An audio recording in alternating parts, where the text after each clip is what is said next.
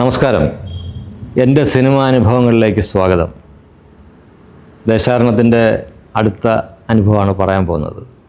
ദേശാടനത്തിൻ്റെ ഏറ്റവും സുന്ദരമായ അവസ്ഥ എന്താണെന്ന് പറഞ്ഞാൽ അതിലെ അഭിനയിച്ച ആൾക്കാരെ കൂടാതെ സംഗീതം അതോടൊപ്പം ഒപ്പം തന്നെ അതിനേക്കാൾ മേലെ ആ സിനിമ ഇന്നും നമ്മൾ ഓർമ്മിക്കപ്പെടുന്നത് അതിൻ്റെ ഫോട്ടോഗ്രാഫിയാണ്. അത് MJ രാധാകൃഷ്ണൻ എന്ന ഫോട്ടോഗ്രാഫറാണ് ഇന്നും നമ്മളുടെ മനസ്സിൽ ദേശാടനം ഒരു അനുഭവമായി നിലനിൽക്കുന്നത്. രാധാകൃഷ്ണൻ്റെ കോൺട്രിബ്യൂഷനാണ്. ഇന്ന് രാധാകൃഷ്ണൻ നമ്മളോടൊപ്പം ഇല്ല. വലിയ നഷ്ടമാണ്, മലയാള സിനിമയ്ക്ക് തന്നെ വലിയൊരു നഷ്ടമാണ് അദ്ദേഹത്തിൻ്റെ വിയോഗം. ഞങ്ങൾ ദേശാടനം ഷൂട്ട് ചെയ്യാൻ വേണ്ടി തീരുമാനമെടുത്ത് എടപ്പാൾ നാറാത്ത് മനയിലാണ് ഷൂട്ട് ചെയ്യുന്നത്. നല്ല ഭംഗിയുള്ള ലൊക്കേഷൻ. അതിനുവേണ്ടി അഴകപ്പനാണ് ക്യാമറമാൻ. അഴകപ്പനോട് പറഞ്ഞിരുന്നു ലൈറ്റൊന്നുമില്ല, അവൈലബിൾ ലൈറ്റിൽ ഷൂട്ട് ചെയ്യണം. അപ്പം അതൊന്നും കുഴപ്പമില്ല, അഴകപ്പൻ ഓക്കെയാണ്. പക്ഷേ ഷൂട്ട് ചെയ്യുന്നതിൻ്റെ തലേന്ന് പെട്ടെന്ന് ഞാൻ നോക്കുമ്പോൾ അഴകപ്പന് പകരം ഒരു താടിയൊക്കെ വെച്ച് കണ്ണൊക്കെ ഒരു ഉറങ്ങിയ പോലെ കണ്ണുകളൊക്കെ ഉള്ള ഒരാൾ കണ്ടപ്പോഴേ എനിക്ക് ശരിയാവില്ല എന്ന് തോന്നി. ഞാൻ പ്രൊഡക്ഷൻ മാനേജരോട് പറഞ്ഞു, അത് ഇതാരാ ഇങ്ങനെ പറഞ്ഞു വിട്ടത്, കാരണം എനിക്ക് അഴകപ്പൻ തന്നെ വേണം. കാരണം ഒരു എക്സ്പീരിയൻസ്ഡ് ആയിട്ടുള്ളൊരു ക്യാമറമാൻ മാത്രമേ ഉള്ളൂ ഈ ചലഞ്ചിങ് ആയിട്ടുള്ള ലൈറ്റ്സ് വെച്ച് അല്ലെങ്കിൽ ഈ ഒരു അന്തരീക്ഷത്തിൽ ഷൂട്ട് ചെയ്യാൻ പറ്റുള്ളൂ. അപ്പം അഴകപ്പന് ഫോൺ വിളിച്ചു. അഴകപ്പൻ പറഞ്ഞു, സാറേ അദ്ദേഹത്തിൻ്റെ പേര് MJ രാധാകൃഷ്ണൻ, നന്നായിട്ട് ചെയ്യും, എനിക്ക് അത്രയും കോൺഫിഡൻസ് ഉണ്ട്, എനിക്ക് വളരെ അത്യാവശ്യമായിട്ട് 3-4 ദിവസം വർക്ക് ചെയ്യാൻ വരാൻ പറ്റില്ല, 4 ദിവസം കഴിഞ്ഞ് ഞാൻ ജോയിൻ ചെയ്താലോ, അതുവരെ ഒന്നും മാനേജ് ചെയ്യണം MJ രാധാകൃഷ്ണൻ. എനിക്ക് കണ്ടപ്പോൾ തന്നെ ഒരു പ്രശ്നം തോന്നി, ഒരു വല്ലാത്ത നമുക്കൊരിക്കലും ചേരാൻ പറ്റാത്ത അദ്ദേഹത്തിൻ്റെ ജസ്റ്റേഴ്സൊക്കെ. പക്ഷേ ഷൂട്ട് തുടങ്ങുന്നു, അദ്ദേഹത്തിൻ്റെ കോൺഫിഡൻസ്, അതുപോലെ അദ്ദേഹം വെക്കുന്ന ഫ്രെയിംസ്, രാത്രിയിലൊക്കെ ലൈറ്റില്ല, അപ്പം എങ്ങനെ ഷൂട്ട് ചെയ്യും, ഒരു വിളക്കിൻ്റെ വെളിച്ചത്തിൽ മാത്രം ഷൂട്ട് ചെയ്യേണ്ട രംഗങ്ങളുണ്ട്. രാധാകൃഷ്ണൻ പറയും, നമുക്കൊരു ഈ ഷോറൂമുകളിലൊക്കെ വെക്കുന്ന ചെറിയൊരു ഇതുണ്ട്, ബാറ്ററി വെച്ചിട്ട് നമുക്ക് ആ ചെറിയ ലൈറ്റ് സ്പോട്ട് ലൈറ്റ് പോലത്തെ അത് വെക്കാം, പിന്നെ ഒരു ഫോട്ടോ ഫ്ലഡ് വെച്ചൊരു ബോക്സ് പോലെ ഉണ്ടാക്കി അത് ഫില്ല് ചെയ്യാം, അങ്ങനെയൊക്കെ പറഞ്ഞ് അദ്ദേഹത്തിൻ്റെ ആ കോൺഫിഡൻസ്, ആ ലൈറ്റിംഗ് പാറ്റേണൊക്കെ കണ്ടപ്പോൾ എനിക്ക് കുറേശ്ശെ രാധാകൃഷ്ണനെ ഇഷ്ടപ്പെടാൻ തുടങ്ങി. രണ്ടാമത്തെ ദിവസമായപ്പോൾ ഞാൻ പറഞ്ഞു, അഴകപ്പനെ വിളിച്ച് പറഞ്ഞേര്, അഴകപ്പൻ ഇനി ഇങ്ങോട്ട് വരണ്ട, രാധാകൃഷ്ണൻ മതി. കാരണം അത്രയും മനോഹരമായ കോമ്പോസിഷൻസ് ആയിരുന്നു രാധാകൃഷ്ണൻ്റെ. അപ്പോൾ ഒരു വന്ന് ഭവിക്കൽ അല്ലെങ്കിൽ വന്ന് ചേരൽ അല്ലെങ്കിൽ ഒരു ജീവിതത്തിൽ ഒരിക്കലും പ്രതീക്ഷിക്കാതെ ഒരാൾ നമ്മളുടെ അടുത്തേക്ക് വരുന്നു, നമ്മളുടെ സ്വപ്ന സാക്ഷാത്കാരത്തിന് വേണ്ടി കൂടെ നിൽക്കുന്നു. പിന്നീട് എൻ്റെ ഒട്ടനവധി സിനിമകൾ, കളിയാട്ടം, ഒറ്റാല് വരെയുള്ള ഒട്ടുമിക്ക സിനിമകളും രാധാകൃഷ്ണനാണ് ക്യാമറ ചെയ്തത്. രാധാകൃഷ്ണൻ ഇല്ലാതെ ഒരു എക്സ്പെരിമെൻറ്റ് സിനിമ എനിക്ക് ചെയ്യാനായിട്ട് ധൈര്യം പോരാ. കാരണം രാധാകൃഷ്ണൻ്റെ ആ പറഞ്ഞ ഉറക്കം തൂങ്ങുന്ന അല്ലെങ്കിൽ ഇങ്ങനെ ഒരു പ്രത്യേകതരം കണ്ണുകളും അദ്ദേഹത്തിൻ്റെ അധികം പ്രകടനങ്ങളില്ലാത്ത ജസ്റ്റേഴ്സും നിശബ്ദതയും ഒക്കെ നമ്മളറിയാതെ ഇഷ്ടപ്പെടാൻ തുടങ്ങി. രാധാകൃഷ്ണൻ ഷൂട്ട് ചെയ്യാൻ വരുമ്പോൾ ഒരു വലിയ ബാഗ് നിറയെ അന്നത്തെ കാലത്ത് ഓഡിയോ കാസറ്റുകളായിരിക്കും.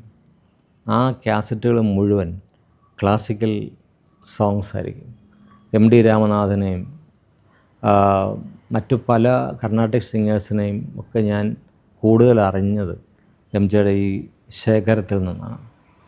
MJ ഒരു വലിയ അനുഭവമാണ്.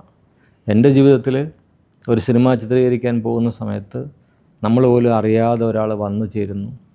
അദ്ദേഹത്തിൻ്റെ മാന്ത്രിക കരസ്പർശം കൊണ്ട് ആ സിനിമ മഹത്തരമാവുന്നു. അദ്ദേഹത്തെക്കുറിച്ച് ഓർക്കുമ്പോൾ ഒരു രംഗം ചിത്രീകരിച്ച ഒരനുഭവം ഞാൻ പറയാം. അതായത് തൃശ്ശൂർ ബ്രഹ്മസമ്മടത്തിൽ ഷൂട്ട് ചെയ്യാണ്. നല്ല ഭംഗിയുണ്ട്. ആ ബ്രഹ്മസമ്മടത്തിലെ ആ വേദപാഠശാലയിൽ ഷൂട്ട് ചെയ്തു. സ്ലാൻഡിങ് ലൈറ്റ്, അതിൻ്റെ കുട്ടികളുടെ മുഖത്ത് വീഴുന്ന ഇരുളും വെളിച്ചവും മാറി വന്ന് വീഴുന്ന ആ ഒരു സുന്ദരമായ അന്തരീക്ഷം, അത് ഷൂട്ട് ചെയ്ത് കുറച്ച് ടൈം എക്സ്റ്റെൻഡായി. അവിടുന്ന് ഷിഫ്റ്റ് ചെയ്ത് ഞങ്ങൾ വളാഞ്ചേരിയിൽ ഒരു അമ്പലത്തിൻ്റെ പുറത്താണ് ഷൂട്ട് ചെയ്യേണ്ടത്. അതൊരു മഠത്തിൻ്റെ എക്സ്റ്റീരിയറായിട്ട് ഷൂട്ട് ചെയ്യുന്നത് വളാഞ്ചേരിയിലെ ക്ഷേത്രത്തിൻ്റെ പുറത്താണ്. അങ്ങനെ ഇവിടുന്ന് ഷിഫ്റ്റ് ചെയ്യാൻ വൈകിയതുകൊണ്ട് അവിടെ ഓടി എത്തുമ്പോൾ ഒരു ഏറ്റവും ഇമ്പോർട്ടൻ്റ് ആയിട്ടുള്ള സീനാണ്. കാരണം മകനെ മഠത്തിലേക്ക് കൊണ്ടുവിടുന്ന അച്ഛൻ്റെ രംഗമാണ്. അപ്പോൾ അവിടെ നമുക്ക് ഒരു വൈകാരികമായ ഒരുപാട് ഒരു സ്പർശം അവിടെ ഉണ്ട്. അതുകൂടാതെ തന്നെ അന്തരീക്ഷത്തിനും അതുപോലൊരു ഡിവൈൻ ഫീല് വേണം. അത് തന്നെ വേണം, ആ അമ്പലം തന്നെ വേണം. അങ്ങനെയാണ് ഞങ്ങൾ ഇവിടുന്ന് ഷിഫ്റ്റ് ചെയ്ത് പോയപ്പോഴും ഒരിക്കലും അവിടെ എത്തില്ല ആ സമയത്ത്. പക്ഷേ ഞങ്ങൾ ചെന്നു. ഒരു ക്യാമറമാനും ആ ലൈറ്റിൽ ഷൂട്ട് ചെയ്യാൻ സമ്മതിക്കില്ല. കാരണം ലൈറ്റ് പോയി കഴിഞ്ഞിരിക്കുന്നു.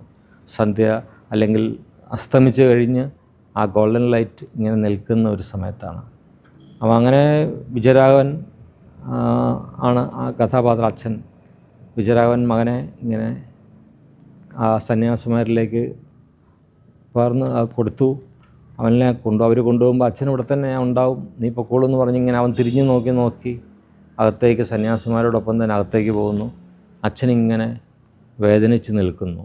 അവിടുന്നാണ് കളവീടുറങ്ങിയല്ലോ എന്നുള്ള പാട്ട് തുടങ്ങുന്നത്.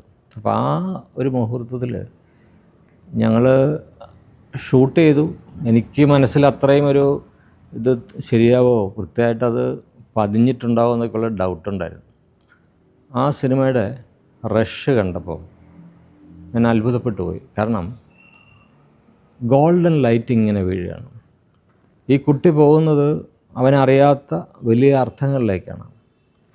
അച്ഛൻ്റെ കയ്യിൽ നിന്നിങ്ങനെ വേർപെട്ട് അവരുടെ കാഷായ വസ്ത്രങ്ങളുടെ ഇടയിലേക്ക് അതിലേക്ക് ഈ ഗോൾഡൻ ലൈറ്റ് വന്ന് അടിച്ചിട്ട് അതിങ്ങനെ ഒരു പ്രത്യേക ഒരു ഗ്ലോറിഫൈഡ് ആയിട്ടുള്ളൊരു ഫീല് തോന്നുക. ഇങ്ങനെ പോകുന്നു. അച്ഛൻ്റെ മുഖം, അച്ഛൻ്റെ ശരീരത്തിലും കണ്ണുകളിലും തിളങ്ങുന്ന ആ സ്വർണ്ണ വെളിച്ചം, ഇതെല്ലാം കണ്ടപ്പോൾ ഞാൻ ശരിക്കും നമിച്ചു പോയി രാധാകൃഷ്ണനെ. ഒരു ക്യാമറമാൻ ഏറ്റവും കൂടുതൽ ബുദ്ധിമുട്ടുള്ള ലൈറ്റില്ല അല്ലെങ്കിൽ ലൈറ്റില്ല എന്ന് പറയുന്ന ആ സമയത്ത് നമുക്ക് തരുന്ന ഒരു അനുഭവം എന്ന് പറയുന്നത് ആ സിനിമ കണ്ട് പുറത്തിറങ്ങിയാലും നമ്മളുടെ മനസ്സിൽ പതിഞ്ഞു നിൽക്കുന്ന ഒരു ഫ്രെയിമാണ്.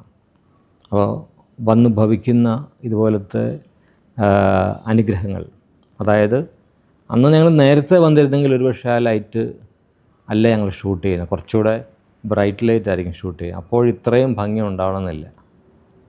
അത് ആ ഇല്ലായ്മകൾ അല്ലെങ്കിൽ ഓടി വന്നപ്പോൾ വൈകിപ്പോയപ്പോഴുള്ള ആ പകർന്ന് കിട്ടിയ പ്രകൃതിയിൽ നിന്ന് കിട്ടിയ ആ ഒരു ഭാഗ്യം പോലെ കിട്ടിയ സ്വർണ്ണ വെളിച്ചം ആ സിനിമയ്ക്ക് വേണ്ടി തന്നെ, ആ സീനിന് വേണ്ടി തന്നെ നിയോഗിക്കപ്പെട്ടതാണെന്ന് പറയാം. അപ്പോൾ അത് ദേശാടന സിനിമയുടെ ചിത്രീകരണത്തിനിടയിൽ ഉണ്ടായിട്ടുള്ള ഏറ്റവും സുന്ദരമായ ഒരനുഭവമായിട്ട് ഞാൻ മനസ്സിൽ സൂക്ഷിക്കുകയാണ്.